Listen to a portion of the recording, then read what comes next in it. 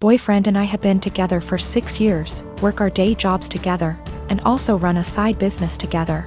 He's my best friend, and despite managing to get past and through a lot together, he hasn't proposed. His family is starting to pressure us to get married, but he said he hasn't decided yet.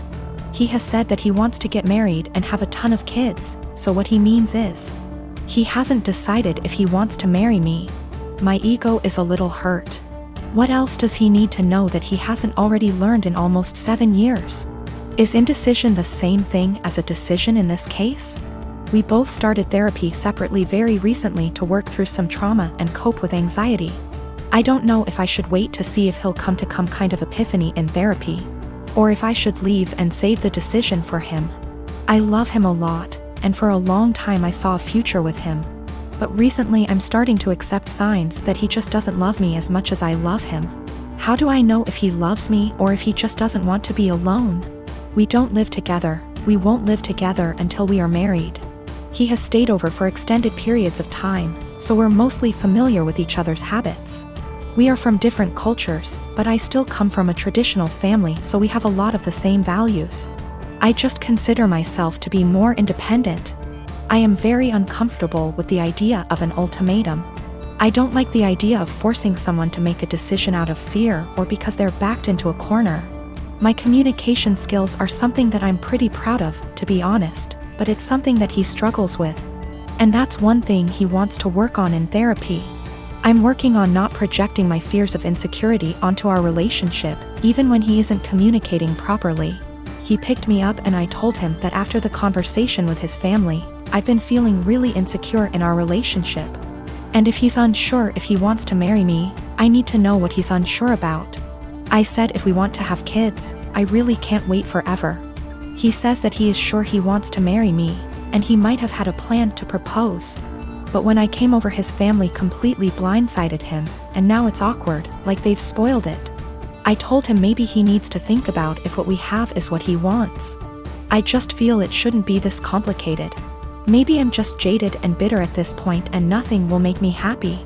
I do believe him, he wouldn't drag me along just for the fun of it. I love him, and our lives are so wrapped up, it's very hard to leave, even if I wanted to. I just wish I could read his mind. I wanted to talk to my therapist before I made any decisions. We both had appointments the following day, and in my session she asked me if I thought I was ready for marriage. I said of course, I've known I wanted to marry him since I asked him to move out with me. 2 years into the relationship and he turned me down. She responded by rephrasing the question. She said she isn't asking if I want to marry him, but rather, is the way I currently feel about myself. The way I handle my problems and my anxiety, and the way my boyfriend and I communicate. Is the way I feel in my relationship the way I want the rest of my life with this man to be? No way came out of my mouth way before I even processed it. Stressed was in my brain in big, bold, yellow letters. Right now I need to continue to work on my issues in therapy and learn what the best version of myself is like before I'm ready to commit to whatever future version of our lives together looks like. I've only been going for 2 months so far, and I've already seen a huge improvement in my ability to handle stress and my self-worth. I am a 16-year-old female. I used to have a good relationship with my mother. That has since crashed and burned since she dated and married my stepdad, Gary, 6 years ago. Gary treats his son Ian, 19 male, like he's the center of the universe and expects my mother to as well, so she does. Anything Ian wants, Ian gets, and that usually comes at the expense of me. Ian wanted my room when they moved it. I was forced to go to another room to make the transition easier for everyone. Ian wanted a car for his 16th birthday. I didn't get braces for another year. Ian wanted to go on an expensive trip for spring break. I had to give up volleyball to make it happen. Ian wanted to have his side of the family over. I was expected to find somewhere else to be, since I wasn't family. My mother just went along with all of this and acted like it shouldn't affect me at all. My dad was overseas for a long time, and we used to FaceTime, and he was so upset by what he was hearing. He's home now and he's offering to have me come live with him. I'm not seeing a reason not to go, and so I told my mom I wanted to go live with my dad. She predictably freaked out and asked why I'd want to do that and said that we had such a good relationship. She didn't understand how this came so out of the blue. I told her that we haven't had a good relationship since she blindly decided to follow Gary's lead and give Ian anything he wanted, and it always came at my expense. My mom tried to argue, so I said I also wanted to leave because she let them kick me out of my own house because I wasn't family. So I was going to go live with someone who was. My mom started crying and said she wouldn't let me go. So I told her that my dad was willing to go to court over it and I was old enough to be able to say where I wanted to be.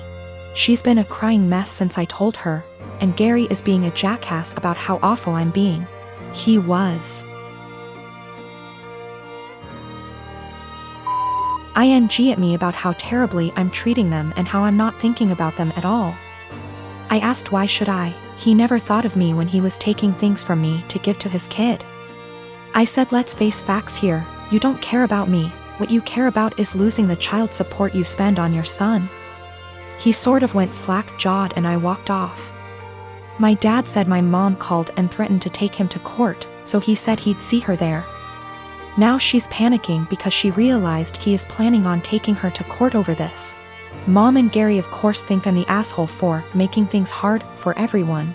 But my dad and grandparents say to leave and never look back.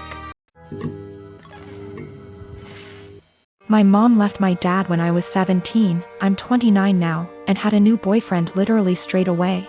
We all suspected that she was cheating with this dude beforehand, but there was never any proof and she even to this day refuses to admit it. She had 2 more kids with this guy. When my mom and dad broke up, I moved out to live with my dad who had moved back in with his parents. The major reason for this was because she told me to leave as I kept fighting with her new dude. I really did not want to deal with a new guy in my mom's life and I was really upset that she didn't give a shit about how much pain my dad was in. When she told me to leave, something in me changed and I am still unable to forgive her. That solidified BC. My 14-year-old sister stayed with my mom for a year and then begged to come and live with my dad because she hated it so much at my mom's place. And my sister and mom were close, so for my sister to feel that way it must have been bad. Since I was 18, my grandparents kept pushing me to start a business. BC. I liked to tinker and had built a few specialized tools for a niche construction industry that my dad was in, and they saw potential in me.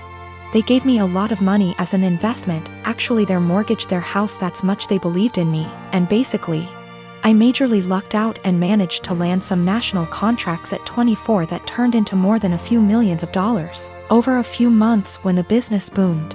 The profit trajectory has risen since then and basically, I'm living a life I never thought would be for a schmuck like me. I moved my dad, sister, and grandparents out to the East Coast a couple years back and we've started a new life.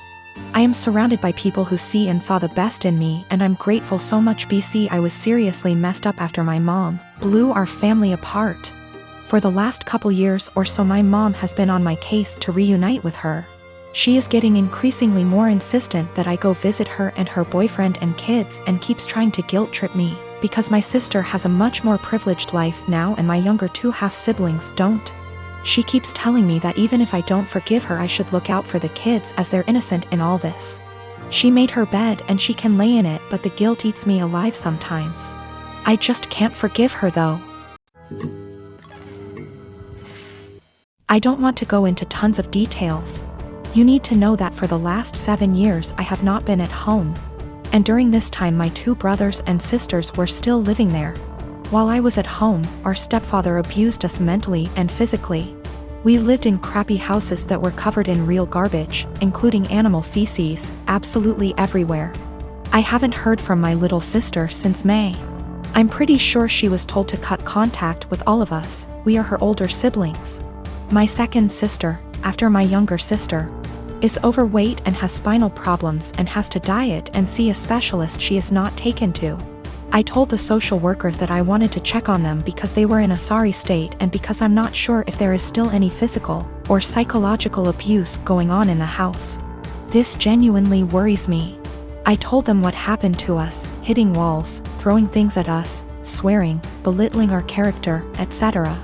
And told them repeatedly that I really just want to know what my younger brothers and sisters are not the same living conditions as they were. My husband supported me during the call and agreed that it was the right thing to do. All my siblings discussed this beforehand, except for my older sister, who who moved out before things got bad, and the 2 who live in the house. We all agreed that this would at least let them know they were being watched and we weren't just disappointed in them, and maybe my mother and SD would keep the house clean, nose, etc. CPS contacted my mother very quickly. Much faster than I expected. I mean within 3 hours. After that, my older sister, who lives far away and hasn't contacted me for months, calls and she gets mad at me because she knows I called. I didn't deny anything and just said, if they have nothing to hide, then they have nothing to worry about. It will all be over pretty quickly, to which she replied, what if it doesn't? If they are taken away?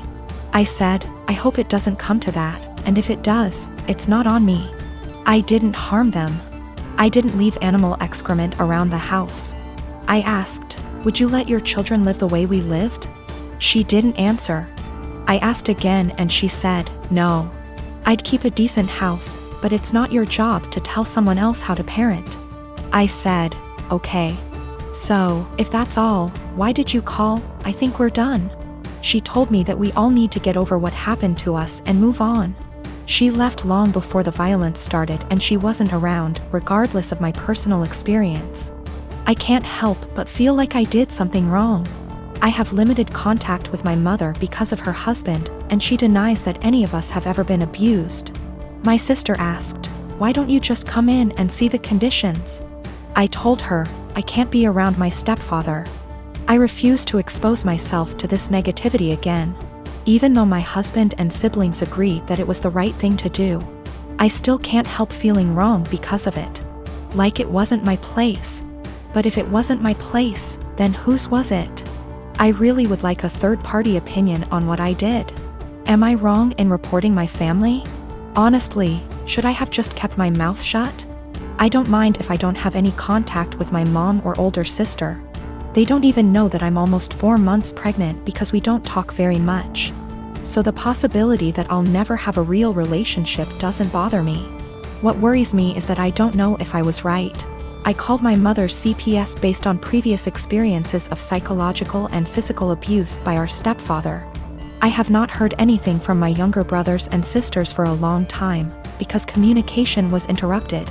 We lived in appalling conditions. There were animal feces, rubbish and mess everywhere. We were beaten, things were thrown at us, etc. I told the police that I was not sure if something was going on for sure because, again, no contact. But I wanted them to check on my siblings. Was I completely out of sorts?